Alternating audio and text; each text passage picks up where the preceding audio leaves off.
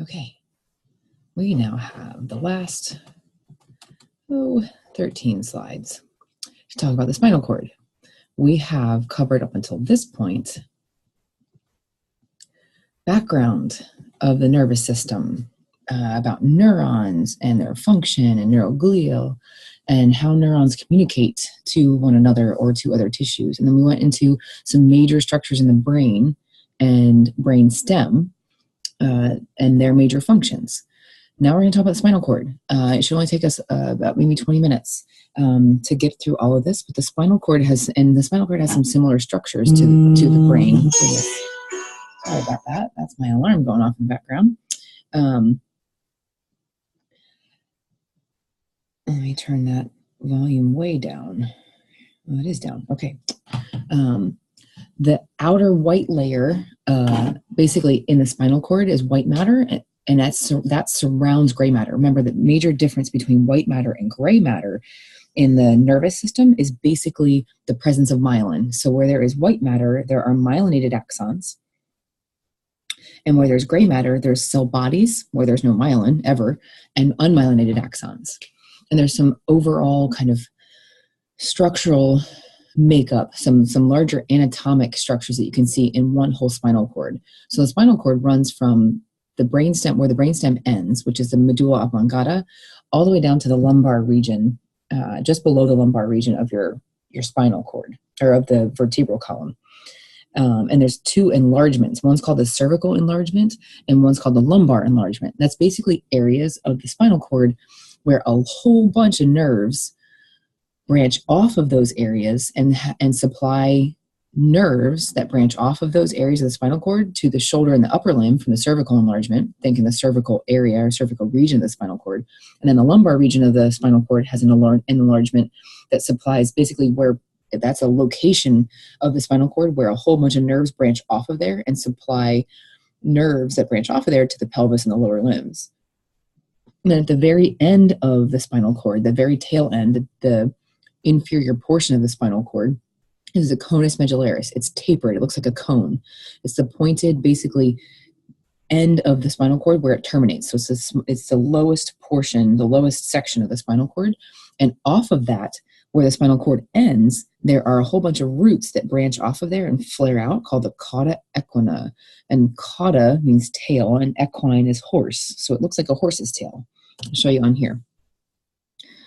So right here is the whole spinal cord, from where the brain starts all the way down to, again, around the L1, L2 area. So this would be lumbar vertebrae 1, lumbar vertebrae 2. So those areas of the spinal cord, or sections of the spinal cord, are named based on where they're located in the vertebral column as well. So like you have a C1, C2, there's a thoracic 1 through 12 section of the spinal cord.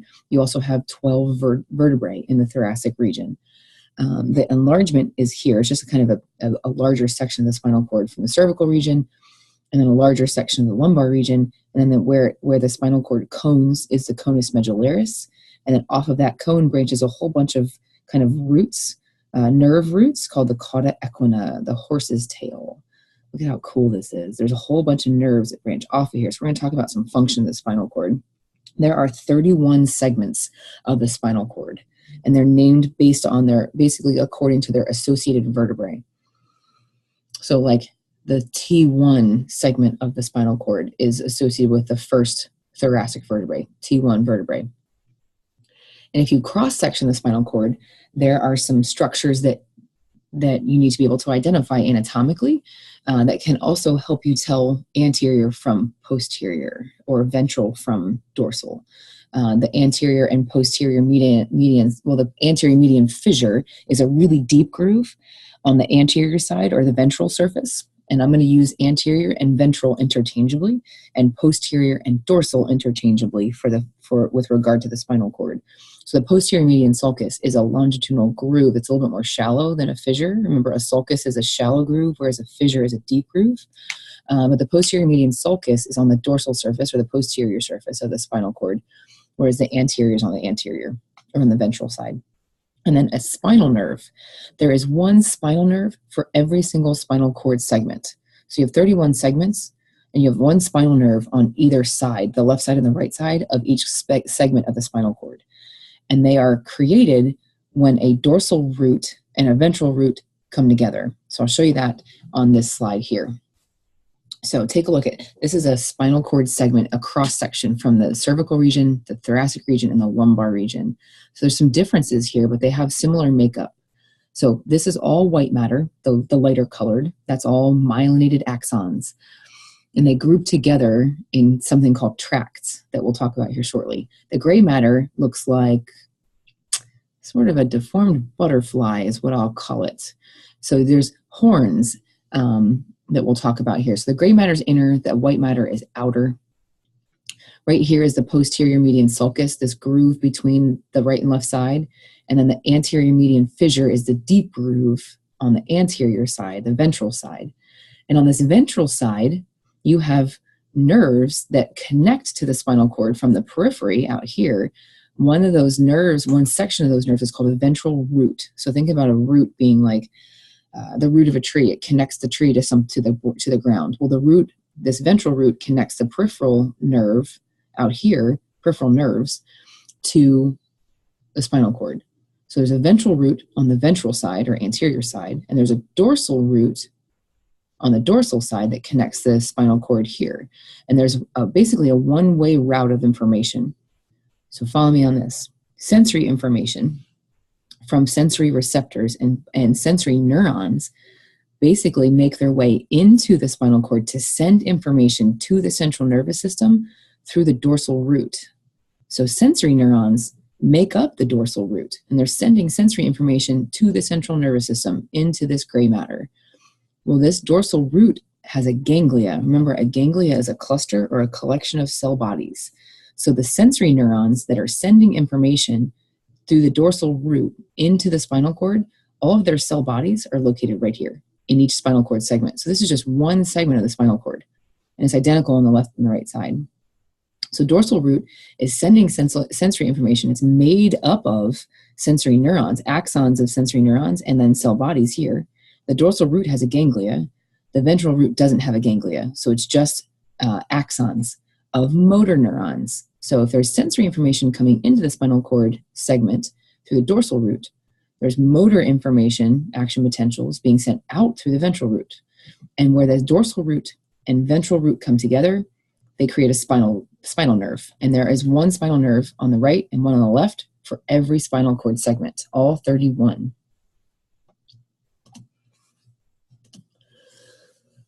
In the organization of the gray matter specifically, there's what's called horns. You have a posterior lateral and anterior gray horn, and they are different structures and named something different in that they contain different types of cell bodies. Like the posterior gray horn contains cell bodies of neurons that are innervating skeletal muscle and neurons that are receiving information about visceral organs, internal organs. So there's cell bodies here. Remember, the posterior or the dorsal root is sending sensory information into the dorsal side of the spinal cord. So if I flip, we'll flip forward here and show you here shortly the kind of pathway here. So the somatic and visceral sensory information that's making its way into the dorsal root is headed to the posterior gray horn, where there's more cell bodies. Remember, whoops, I'm gonna go back. A nucleus in the central nervous system is the same thing as a ganglia in the peripheral nervous system, a collection of cell bodies. So in the posterior gray horn, there's nuclei, and there's two nuclei. One nucleus contains somatic sensory neuron cell bodies, and one contains visceral sensory cell bodies. The lateral gray horn contains only visceral motor neuron cell bodies, and the anterior gray horn contains somatic motor cell bodies. So let's talk about that. So here's another cross-section of the spinal cord.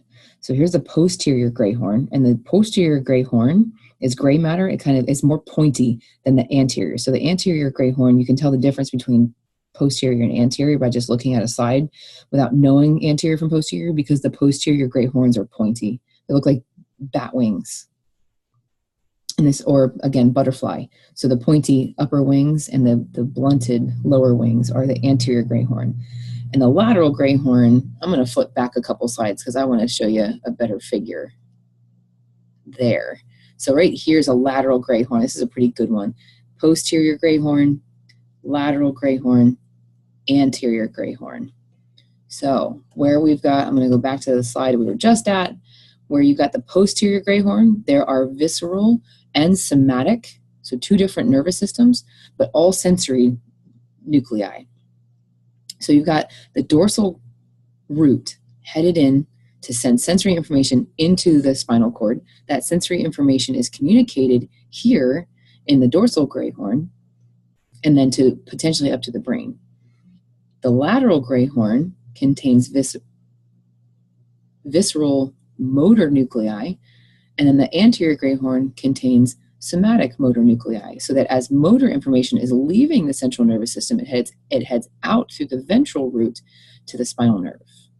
So we got a lot going on here.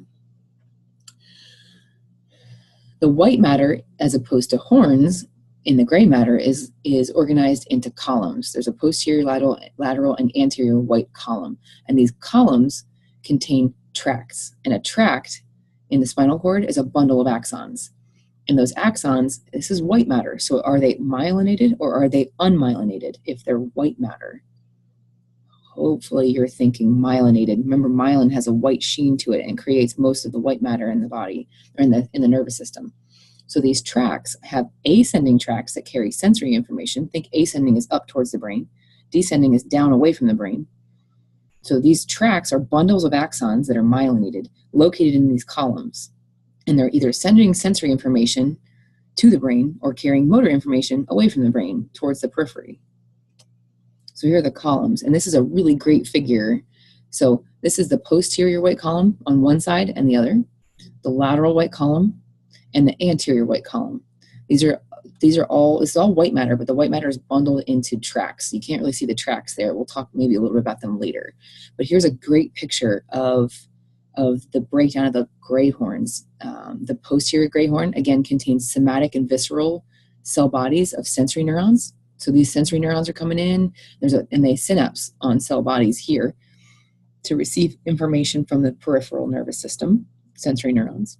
And then there's cell bodies of motor neurons located here that are headed to visceral organs like internal organs, and here for somatic neurons that are headed to skeletal muscle, and their axons are here and then create the ventral root. And where the ventral root and dorsal root come together, there's a spinal nerve.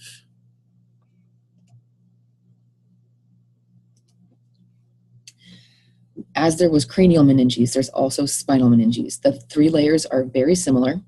The one major difference is that above the dura mater, superficial to the dura mater, is called the epidural space. And that's between the dura mater, the outermost layer of meninges, and the actual vertebral canal where the vertebrae are located, so the bone. In the brain, the dura mater is directly connected to the skull, the bones of the skull, by way of one of the two layers of the dura mater. But this time there's now, in the spinal meninges, there's a space.